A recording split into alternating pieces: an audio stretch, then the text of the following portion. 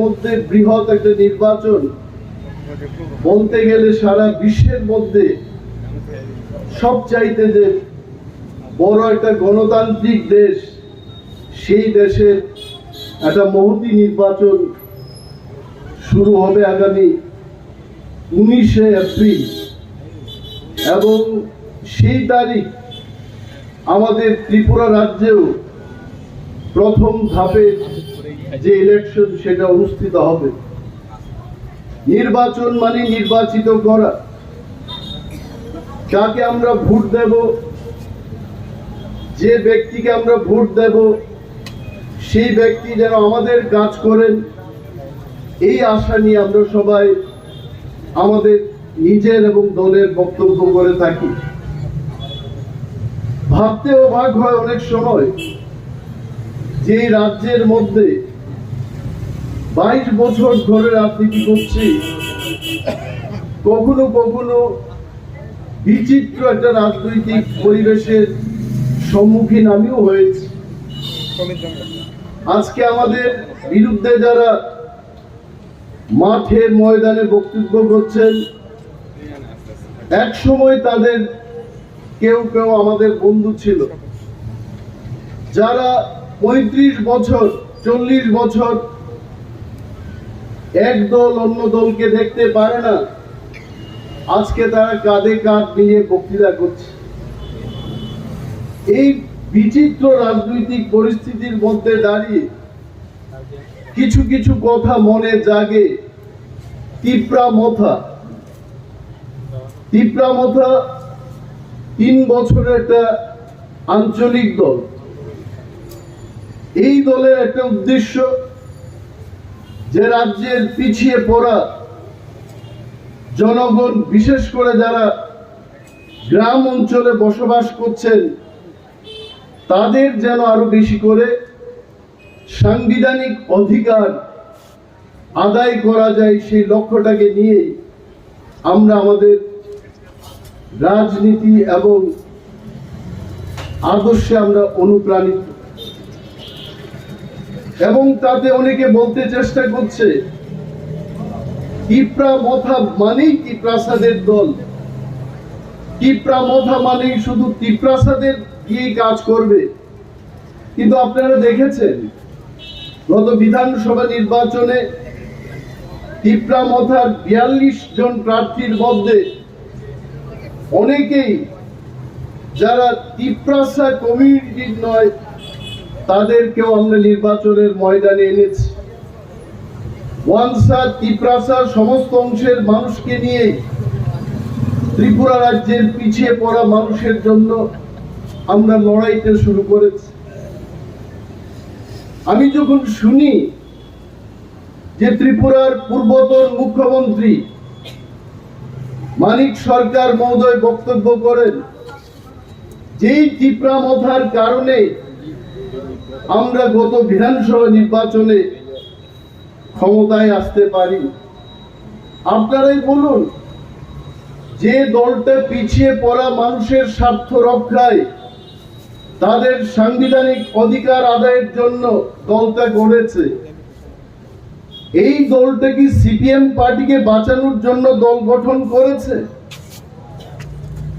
এবং মানিক বাবুকে আমি প্রশ্ন করতে চাই, এই মিথ্যা কথা আপনি কেন বলছেন? কারণ গত বিধানসভা নির্বাচনের যেদিন নির্বাচনটা হয়, সেই দিন মেলার মাঠ পার্টি অফিসে বসে আপনারা সাংবাদিক সম্মেলন করে বলেছিলেন যে সারা রাজ্যের মধ্যে ভোট শান্তিপ্রিয় ভাবে হয়েছে, এবং আপনারা আশা রেখেছিলেন যে সিপিএম পার্টি একা ত্রিপুরায় সংখ্যাগরিষ্ঠতা লাভ করে আপনারা মন্ত্রিসভা গঠন করবেন। এটা কি আমার সাজানো কোনো গল্প? এবং যখন উনারা দেখেছেন যে বিধানসভার ভোটের রেজাল্টটা যখন বেরোতে শুরু করেছে, তখন ওরা দেখেছেন যে এই যে ছোট্ট একটা আঞ্চলিক দল তিপ্রামথা, এই তিপ্রা মথার চাইতেও এরা ছোট হয়ে গেছে গত বিধানসভা নির্বাচনে। এবং আমার বিশ্বাস, কমিউনিস্ট পার্টি এইভাবে যদি মিথ্যা কথা বলতে থাকে এবং তিপ্রা মথাকে নিয়ে যারা বিভ্রান্তি সৃষ্টি করতে চেষ্টা করছে, তারা যদি সেটা বন্ধ না করে, পাহাড়ের মানুষ বুঝে গেছে এইবার তিপ্রা মথা, বিজেপি এবং আইপিএফটি মিলে আমরা রেকর্ড ভোটে আমাদের দুই প্রার্থীকে ত্রিপুরা রাজ্য থেকে জয়লাভ করা। ওরা প্রশ্ন করছে যে ত্রিপুরার প্রধান বিরোধী দল তিপ্রা মথা পার্টি কেন তারা বিজেপির সাথে আঘাত করেছে। এই এলাকার মানুষ, শহরতলির মানুষ, আপনাদের অবগতির জন্য আমি কিছু কথা বলব। ভারত সরকার নরেন্দ্র মোদীজির নেতৃত্বে এক ভারত শ্রেষ্ঠ ভারত এই স্লোগানটাকে সামনে রেখে আমাদের সারা দেশে মোদীজির এই আদর্শে, এই স্লোগান দিয়ে সারা দেশকে উনি বিকাশের দিকে এগিয়ে নিয়ে যাচ্ছেন। সেই সময় আমরা দিল্লিতে গিয়ে বলেছি, ত্রিপুরায় ৩৫ বছরে বামের শাসনে এই রাজ্যের জনজাতিদের অবস্থা বেহাল হয়ে গেছে। যারা এককালে এই ত্রিপুরা রাজ্যকে শাসন করত, আজকে তাদের কিছু নেই। তাদের জন্য দায়ী কারা? তার জন্য দায়ী এই বামফ্রন্ট। বামফ্রন্ট জানতো ত্রিপুরা রাজ্যে যতবার নির্বাচন হয়েছে তারা 20টা সিট তারা ধরে নিত, এটা আমাদের পক্ষেই আসবে, এবং 21 থেকে তাদের গিনতি শুরু হতো। এইভাবে সমস্ত জনজাতি অংশের মানুষ তাদের ভোট দিয়ে 10 বছর দীপেন বাবুর সরকার, 20 বছর মানিক সরকার, মহোদয়ের সরকার এবং দশরথ বাবুর নেতৃত্বে 5 বছরের, মোট 35 বছরের সরকার এই রাজ্যে বামেদের ছিল। আমরা যখন মোদীজিকে গিয়ে বললাম, দেশের সরকারকে গিয়ে বললাম, তখন বিজেপির সরকার বলেছে ত্রিপুরা রাজ্যের পিছিয়ে পড়া মানুষকে সাংবিধানিকভাবে তাদের সুরক্ষিত রাখার জন্য আমরা ত্রিপ্রাসা অ্যাকর্ড আপনাদের সাথে করব, এবং সেটাই আমরা 2 তারিখ মার্চ দিল্লিতে অমিত শাহজির পৌরোহিত্যে ভারত সরকার, ত্রিপুরা সরকার এবং তিপ্রা মথার মধ্যে চুক্তি করে একটা জোট সৃষ্টি করেছে এই ত্রিপুরা রাজ্যের মধ্যে। এবং আজকে যারা কমিউনিস্ট পার্টি এবং কংগ্রেস পার্টির যারা বক্তব্য করছেন, যারা ত্রিপ্রাসাদের বন্ধু বলে নিজেদের প্রমাণ দিতে চেষ্টা করছেন, আপনারা কি বলতে পারবেন যে সিপিএম পার্টি ত্রিপ্রাসা অংশের মানুষ, পিছিয়ে পড়া শ্রমিক, পিছিয়ে পড়া সমস্ত অংশের মানুষের জন্য এমন কি দাবি আদায়ের লক্ষ্যে আপনারা কংগ্রেসের সাথে এই আঘাতটা করেছেন? তাদের কোনো কিছু যুক্তি নেই। যারা পিছিয়ে পড়া জনজাতিদের অকৃত্রিম বন্ধু বলে ব্যাখ্যা দিতে চেষ্টা করছে, মানিক বাবুর উদ্দেশ্যে আমি বলবো, আপনার সরকার ত্রিপুরা রাজ্যে যখন ছিল, আপনারা কি করেছেন? উপজাতি অংশের মানুষের কাছে গিয়ে আপনারা বলতেন, বাংলাদেশ থেকে হাজারো বাঙালিরা এই পারে আসার ফলে উপজাতিদের অস্তিত্ব সংকটে চলে গেছে। আর বাঙালি অংশের মানুষদের ওনারা বুঝাতেন, উপজাতিদের জন্য সমস্ত কিছু সংরক্ষণ করার ফলে বাঙালিদের জন্য ওনারা কাজ করতে পারছেন না। এইভাবেই মানুষের মধ্যে মানুষের দ্বন্দ্ব লাগিয়ে তারা বছরের পর বছর ত্রিপুরায় ক্ষমতায় বসেছিল। আজকে মানুষ বুঝতে পেরেছে। আমি ধন্যবাদ জানাই ত্রিপুরার সমস্ত অংশের মানুষকে ধন্যবাদ জানাই। 2018 সালে ত্রিপুরার সমস্ত অংশের মানুষ এই বামেদের বিপক্ষে যদি ভোট না দিত, আজকেও আমরা বামফ্রন্ট সরকারের মুখ্যমন্ত্রী মানিক বাবুর কেন্দ্রীয় বঞ্চনার গল্প শুনতাম। এই আস্তাবলের মাঠে হাজারো মানুষকে এনে তখন মানিক বাবু বক্তৃতা করতেন কেন্দ্রীয় সরকারের বিরুদ্ধে। আজকে সেই কেন্দ্রীয় বঞ্চনার বিরুদ্ধে বক্তব্যের কোনো সুযোগ নেই। ধন্যবাদ দেব মোদিজিকে। আজকে ভারতীয় জনতা পার্টির সরকার কেন্দ্রে আছে এবং রাজ্যেও আছে।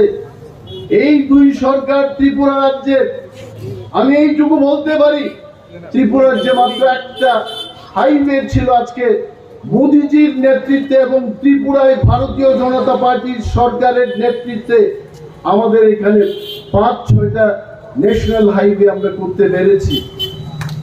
এই কাজগুলো ত্রিপুরা রাজ্যে আমরা কখনো দেখতাম না। এবং তারপরেও হাস্যকর ব্যাপার, গতকাল বামফ্রন্টের একজন খুব বর্ষিয়ান নেতৃত্ব এইরকম পথসভায় বক্তৃতা করতে গিয়ে বলছিলেন যে আজকে বিজেপি তীব্রামতা যেখানে দাঁড়িয়ে তারা বক্তব্য করছে, এইটা সিপিএম পার্টি বামফ্রন্ট সরকারের করা সেই কমিউনিটি হল। যে মাঠে গিয়ে তারা বক্তৃতা করছে, এই মাঠটা তৈরি করেছে বামফ্রন্ট সরকার। কার সাথে তারা কথা বলছিল? আমি দেখেছি মঞ্চের মধ্যে এই লোকসভা আসনের কংগ্রেসের যিনি প্রার্থী আশিস শাহ মঞ্চের মধ্যে উনি ছিলেন এবং কানাকানি করে কংগ্রেসের মধ্যে কথা হচ্ছিল।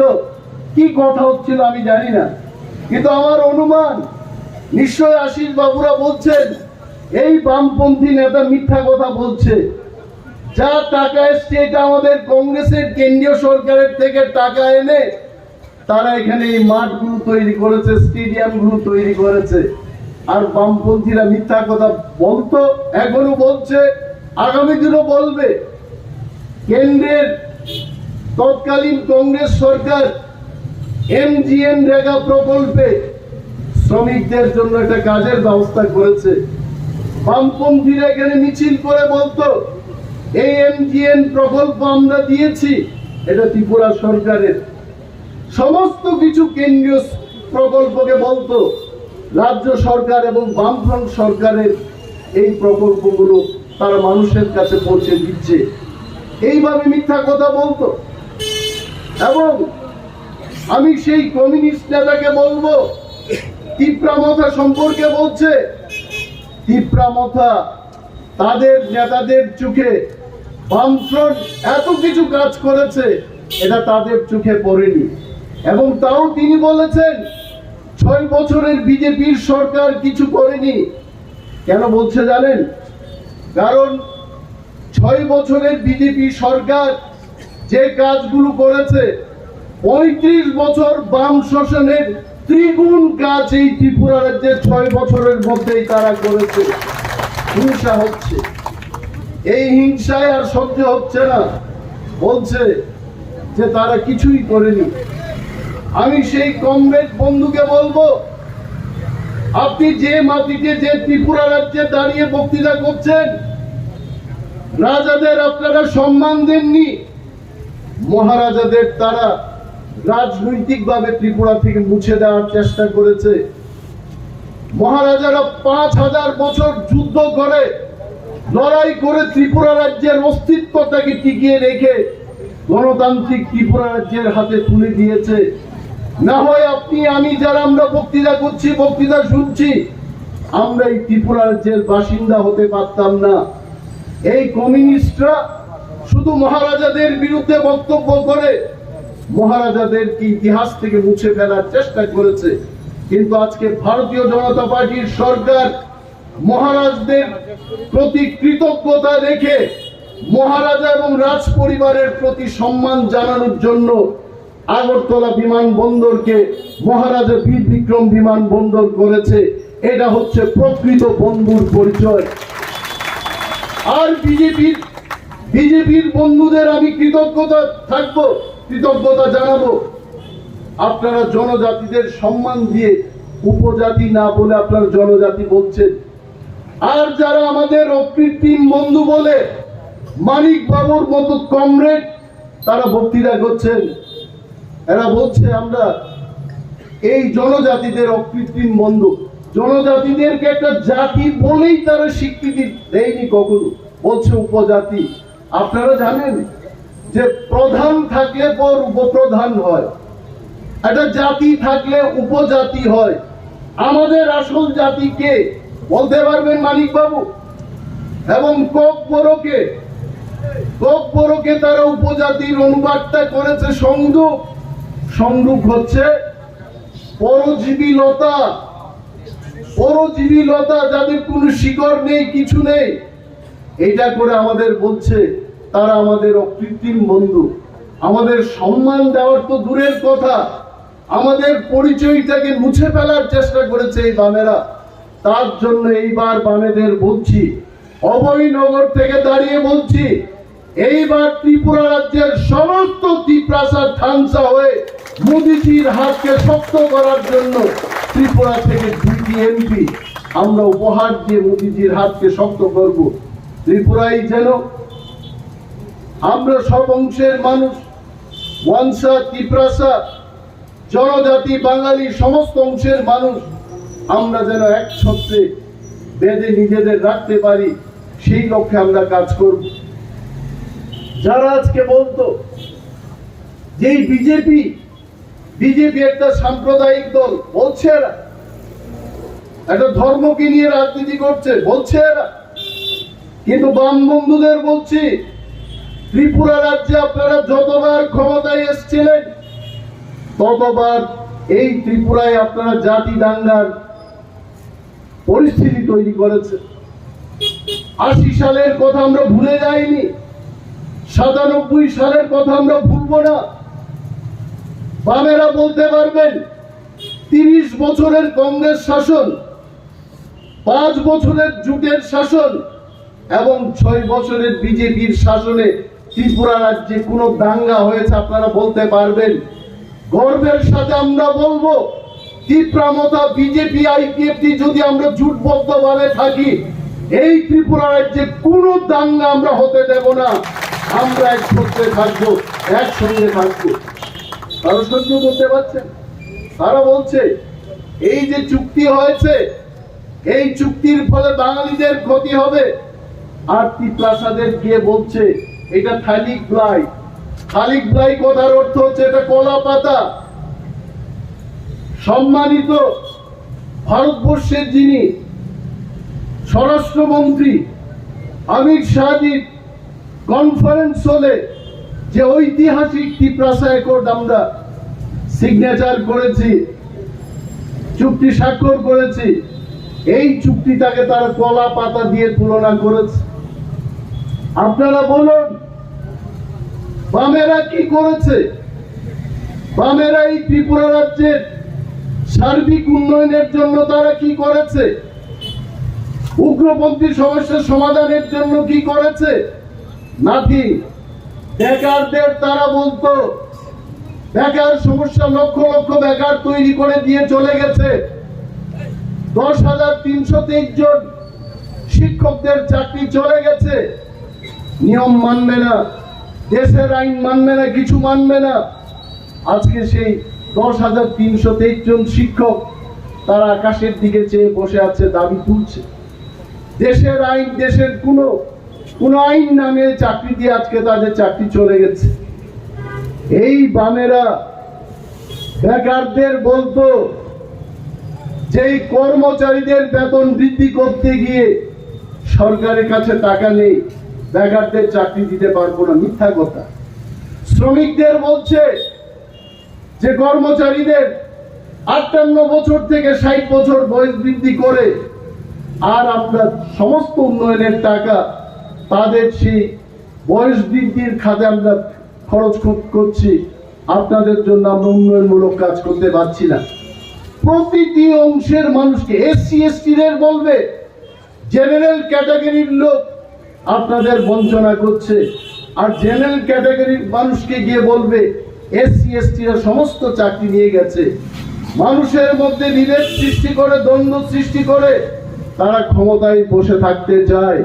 কিন্তু আজকে ত্রিপুরার বাঙালি জনজাতি, মণিপুরি, মুসলিম সমস্ত অংশের মানুষ বুঝে গেছে বামেদের এই মিথ্যা কথা, এই পুরনো গ্যারেজের মতো, পুরনো নোট, অচল নোটের মতো এই দলের পেছনে আমরা থাকবো না।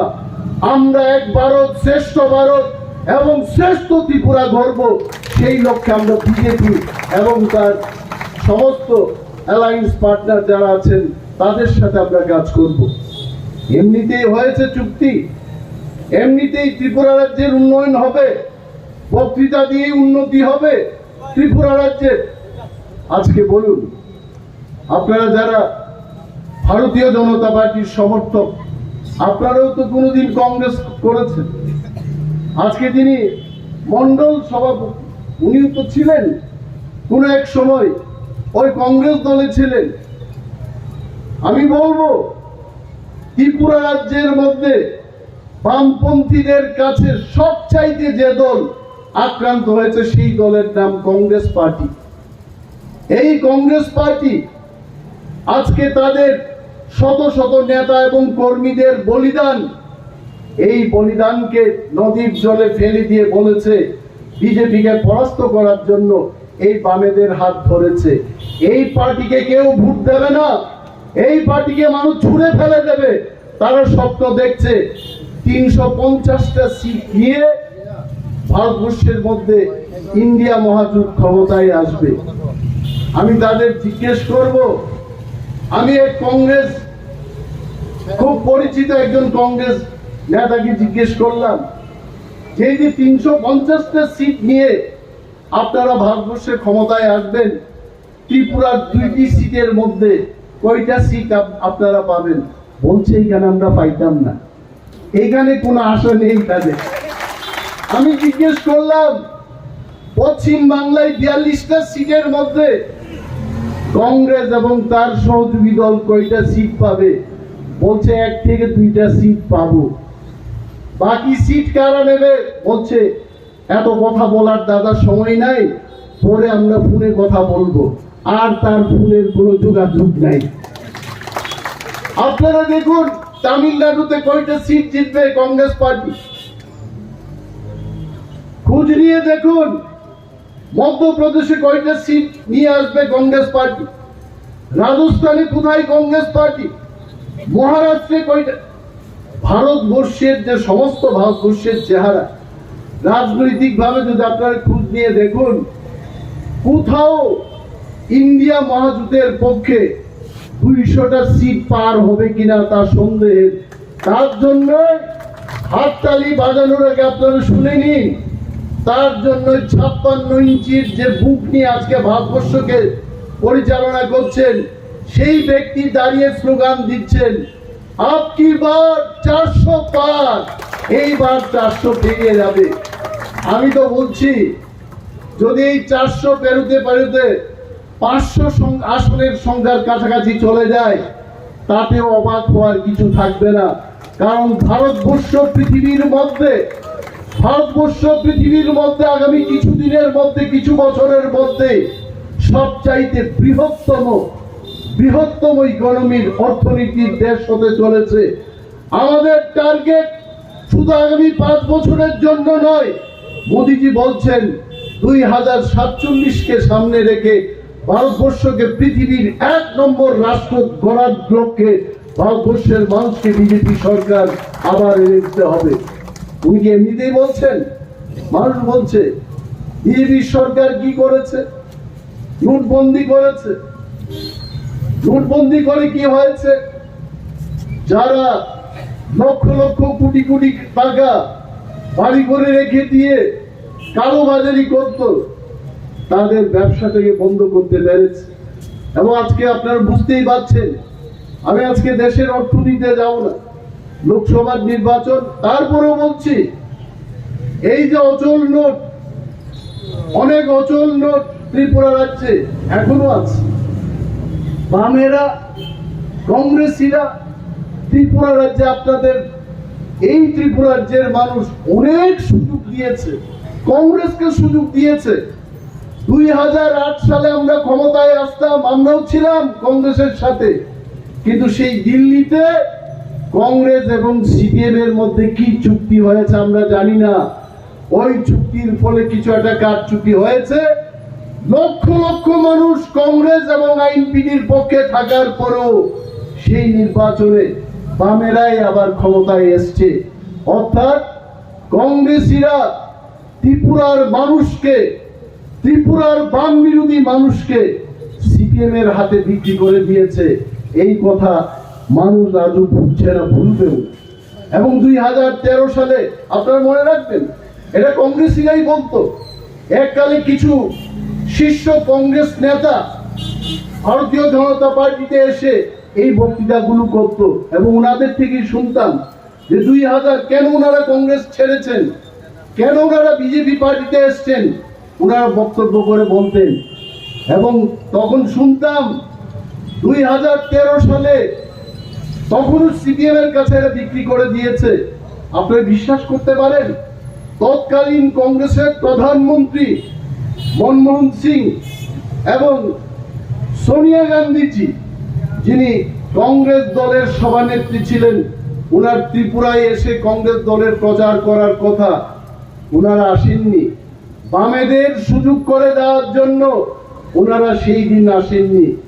এবং তার বদলা হিসাবে ত্রিপুরা রাজ্যে 18 সালে ভারতীয় জনতা পার্টি বদলা নিয়ে এই কমিউনিস্ট পার্টি এবং কংগ্রেস পার্টিকে তুলে দিয়েছে। এইবারও আমার বিশ্বাস, আমি আশা রাখবো ত্রিপুরার শান্তিপ্রিয় মানুষ, গণতন্ত্র প্রিয় মানুষ, আপনারা দুহাত তুলে আমাদের দুইজন প্রার্থীকে আশীর্বাদ করবেন। পূর্বতন মুখ্যমন্ত্রী মাননীয় শ্রী বিপ্লব কুমার দেব মহোদয়, বর্তমান রাজ্যসভার সাংসদ, ওনাকে নিশ্চয়ই আপনারা পদ্মফুল চিহ্নে ভোট দেবেন এবং ভোট দিয়ে আপনারা ওনাকে জয়যুক্ত করবেন। এই বিশ্বাস আমার আছে, আমাদের আছে।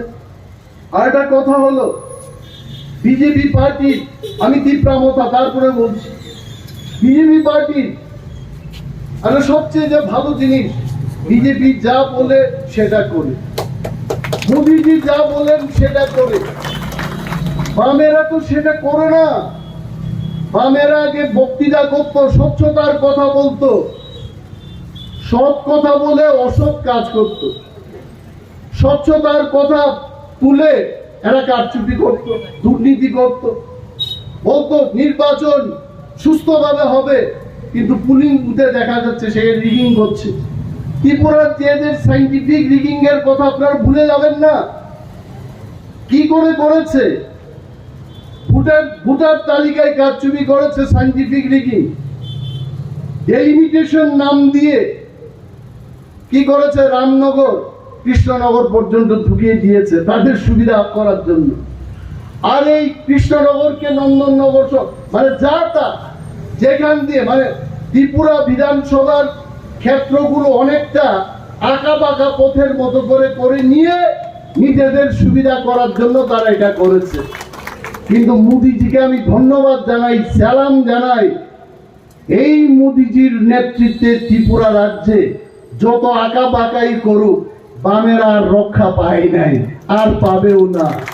বামেরা রক্ষা পায় নাই এবং আর কোনোদিন পাবেও না, তারা ফিরে আর আসবে না।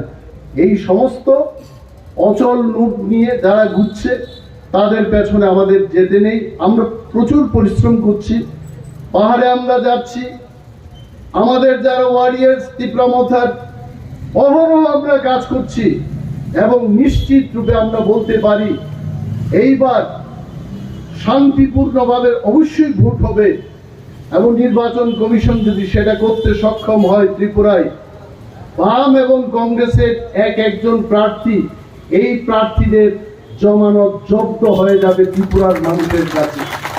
আর যারা দিবা স্বপ্ন দেখছে 350টা সিট নিয়ে ভারতবর্ষের সরকার করবে, 4 তারিখ জুন তাদেরকে আপনারা জিজ্ঞেস করবেন যে তাদের কথা সত্য হলো না মোদিজির কথা সত্য হবে। আপকি বার 400 বার। এই কারণে আমি বিশেষ আর বক্তৃতা করবো না। আপনারা আমার এই বক্তৃতায় যা যা যথেষ্ট কিছু আপনারা বুঝে নিয়েছেন।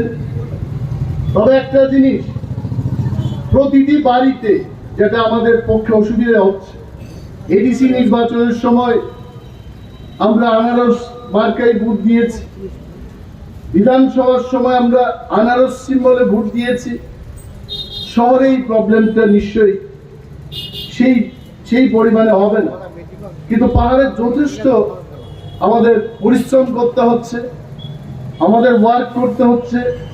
কিন্তু সেই আজকে এই দিনে দাঁড়িয়ে বলতে পারি 99% তিপ্রামথার লোককে আমরা বুঝাতে পেরেছি এইবার বুট নাই বড় পদ্ম বুবারও, এটা আমরা মানুষের মাথার মধ্যে ঢুকিয়ে ফেলেছি। অর্থাৎ আমরা কই বুট দিব পদ্ম ফুলে, আর কোনো কথাই নাই। না হলে নির্বাচনের দিনে গিয়ে অনেক তিপ্রামথার লোক বলবে আনারস কই, এটার আর সুযোগ নাই। এইবার তিপ্রামথার সমস্ত সমর্থকরা, ওয়ারিয়ার্সরা বুঝে নিয়েছে তিপ্রামথা, আইপিএফটি এবং বিজেপির সিম্বলটা হচ্ছে এইবার পদ্ম বুবার, পদ্ম ফুল। এইখানে আমরা ভোট দেব। আর যে যাই বলো, আমরা জয়লাভ, আমি এইটুকু বলতে পারি, জয়লাভের জন্য আমরা কাজ করছি না। আমরা মার্জিনটাকে অন্তত উত্তর পূর্বাঞ্চলের মধ্যে আমরা যেন রেকর্ড মার্জিনে জয়লাভ করতে পারি, তার জন্য আমরা পরিশ্রম করছি। একটা আছে পাস করব, মাধ্যমিক পাস হবে, কিন্তু এখন ডিস্টিংশন পাওয়ার জন্য আমাদের চেষ্টা করতে হবে। এবং বিজেপি বন্ধুদের, স্থানীয় নেতৃত্বদের, রাজ্য স্তরের যারা নেতৃবৃন্দদের অশেষ ধন্যবাদ জানাই মঞ্চে এই সুযোগ দেওয়ার জন্য, কথা বলার জন্য। আর অনেক কিছু কথা থাকতে পারে, বক্তব্য করতে করতে মানে এই কয়েকদিনে যত বক্তৃতা করছি, এই মেশিনের মতো আমরা বক্তৃতা করছি। এটা নির্বাচন, অনেক মানুষ, তাদের বোঝাতেই হয়, করতে হয়, এটাই আমাদের কাজ। এবং সকাল থেকে বেরিয়ে রাত্রি পর্যন্ত আমরা করছি এই লড়াইতে, কিন্তু আমরা একটা ফল পাবো। এই ফসল আমরা তখনই বুঝতে পারবো যখন আমাদের সাংসদরা কাজ করবে। যদি এটা পূর্ব ত্রিপুরার আসন না, আমি বলবো না, তারা বলছে, তবে একটা কথা বলেই যেতে হয় যে আমাদের কৃতি দেবী দেববর্ম, উনাকে বলছে বহিরাগত। আমি অনেক জায়গায় বলি, রাহুল গান্ধী যদি দিল্লিতে থেকে কেরালায় নির্বাচনে প্রতিদ্বন্দ্বিতা করতে পারে, কেন ছত্তিশগড়ে যিনি আমাদের রাজ্যের রাজকন্যা বিয়ে করে গেছে, উনি কেন পারবেন না? আর মহিলারা যেখানে এখানে আছেন, মহিলাদের উদ্দেশ্যে বলছি, আপনারা বলবেন যে মহিলারা তো যেখানে বিয়ে করে চলে যায় আর ফিরে আসে না, তখন স্বামীর ঘরে যায়, সেটাই তার দেশ, সেটাই তার রাজ্য। কিন্তু কৃতি দেবী দেববর্মা এমনই মহিলা, এত শক্তিধর মহিলা, নিজের স্বামীকে বুঝিয়ে উনি বলেছেন, ছত্তিশগড়ের কাবারদার মহারাজাকে বিয়ে করেছেন, উনি মহারাজজিকে বুঝিয়েছেন আমি আবার আমার জন্মস্থান ত্রিপুরায়, আমার ত্রিপুরার জন্য আমি কাজ করতে সেখানে যাব। এটা কোনো মহিলার পক্ষে সম্ভব না, উনি সম্ভব করিয়ে দেখিয়েছেন। এই কথা আপনারা বলবেন। এরা বলছে বহিরাগত, আসলে তো এদের আর বলার কিছু নাই। এরা তো আনন্দে ছিল। কয়েকদিন আগে স্ক্রুটিনির সময় তারা কমপ্লেন করেছে ওনার প্রার্থী পদ যেন বাতিল যায়। আমরা দেখেছি, আমি ছিলাম নিজের স্ক্রুটিনিতে, এনি কমপ্লেন, কেউ কোনো কমপ্লেন নেই। তো কিসের কমপ্লেন, কিসের বক্তৃতা দিয়ে এরা এই সব মানুষকে বিভ্রান্ত করার চেষ্টা করে? সে যাই হোক, সব ঠিক থাকবে। Everything will be right. Charity begins at home. Tripura থেকে এই 400টা সিটের মধ্যে আমি খুব গর্ব করে বলি, এটা এই যে 400টা সিট ভারতবর্ষে, আপকি বার 400 পার, এই 400টা সিট যেন এই প্রথম 2টা সিট হবে আমাদের ত্রিপুরা রাজ্যের 1 এবং 2, তারপরে অন্য সিটগুলো গণনা হবে। আপনাদের অশেষ অশেষ ধন্যবাদ জানাবো। এবং আমার এই কয়েকটি কথা এখানেই শেষ করছি। ভারতীয় জনতা পার্টি, আইপিএফটি এবং তিপ্রামথার জোট জিন্দাবাদ এবং আপনারা সবাই ভালো থাকুন। নমস্কার, জয় হিন্দ।